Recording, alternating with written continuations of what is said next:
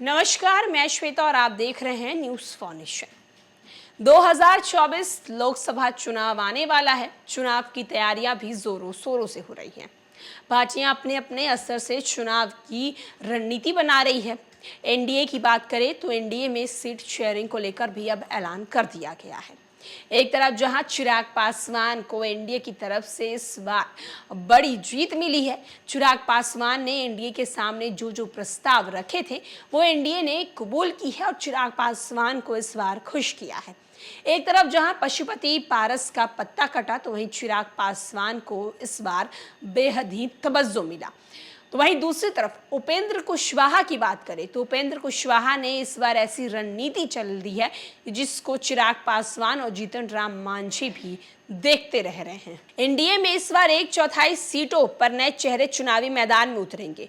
कुछ सीटों की अदला बदली तो कई पर उम्मीदवार बदलने जाने की स्थिति उत्पन्न हुई है। हालांकि अब तक उम्मीदवारों के नामों का ऐलान नहीं हुआ है, लेकिन राजनीतिक हलकों में चल रही खबरों के अनुसार ये तय है कि एनडीए के घटक दलों की ओर से लगभग दर्जन भर सीटों पर नए चेहरे की चुनावी मैदान में उतारे जाएंगे। पिछले चुनाव में लोजपा के 6 सांसद चुनकर लोकसभा पहुंचे थे।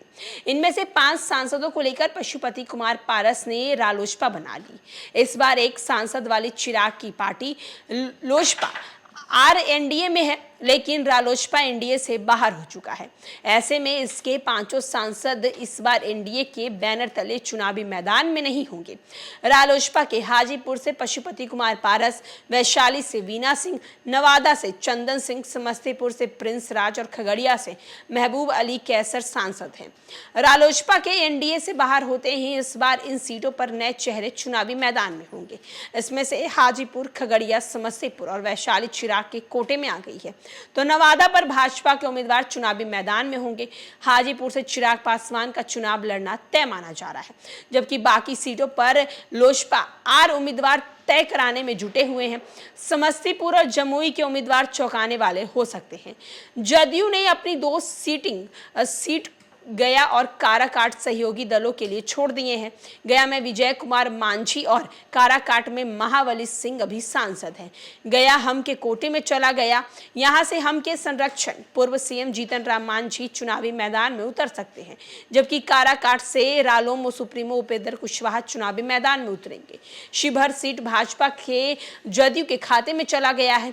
ऐसे में यहाँ की मौजूदा सांसद रमा देवी चुनावी मैदान में नहीं दिखेंगी, जबकि जदयू के टिकट पर शिवहर से लवली आनंद के चुनाव लड़ने की चर्चाएं हैं।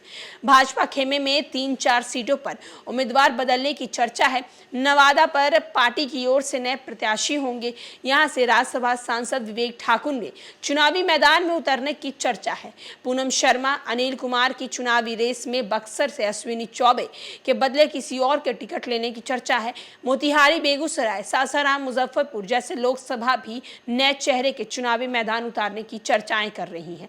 हालांकि नामों का औपचारिक ऐलान नहीं हुआ है। एनडीए में अभी सब कुछ स्पष्ट नहीं हुआ है। तो आप देख सकते हैं कि सीटों का बंटवारा कर दिया गया है, लेकिन चुनावी मैदान में उतारे जाने वाले चेहरे को लेकर अभी भी एनडीए ने कोई खुलासा नहीं किया है। अब देखना होगा कि आने वाले दिनों में किन सीटों पर किन चेहरों को उतारा जाएगा और इसका रिजल्ट तो 4 जून को देखा जाएगा। फिलहाल के लिए इस खबर में इतना ही।